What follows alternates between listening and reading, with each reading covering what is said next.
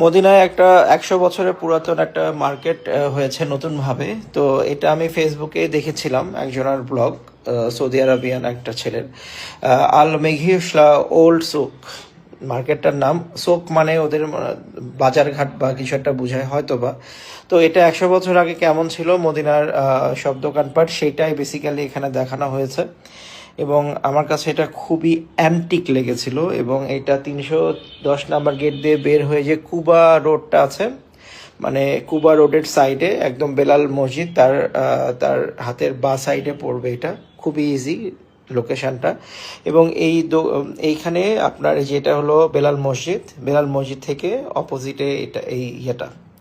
তো এইখানে এত সুন্দর করে লাইটিং করা, এবং এখানে বাচ্চাদের জন্য প্লে আর্ট আছে। তারপরে এখানে সব মাটির ঘরের ভিতরে দোকানপাট করছে। এবং আমার কাছে খুবই অ্যান্টিক, খুবই ইউনিক লেগেছে কনসেপ্টটা।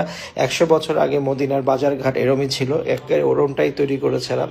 এবং ছনের বেড়া দিয়ে, তারপরে চালগুলো করছে ওরকম খেজুরের শুকনা পাতা দিয়ে। একটা খুবই মানে অন্যরকম আবহ তৈরি হয়েছিল। যারা মদিনাতে আছেন, আমার ব্লগটা যারা দেখবেন, তারা অবশ্যই এটা একটু ঘুরে আসতে পারেন। আমি যখন গিয়েছিলাম তখন কেমন নতুন তৈরি হয়েছে, এখন মনে হয় আরও ভালো হয়েছে এটা। এবং এখানে হচ্ছে এক সাইডে দেখলাম যে আপনার মানে ঘোড়ার একটা জোন করছে, ঘোড়ার উপর উঠে বসে থাকা। তারপর উটের একটা জোন ছিল।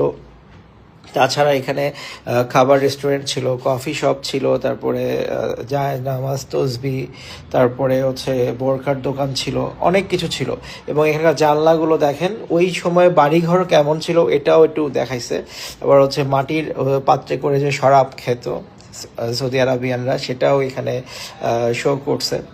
এই যে এইটা দেখেন, মানে সব কিছুই অন্যরকম, এত সুন্দর। এবং এখানে আমি একটু একটা পারফিউম কিনছিলাম। তো পারফিউমের ইয়েটা স্মেলটা কেমন একটু দেখছিলাম আমি।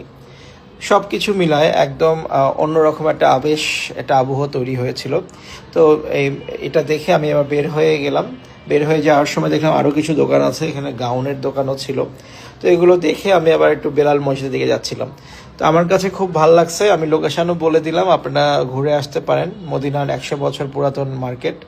এবং মার্কেটটা সত্যি খুবই দেখার মতো।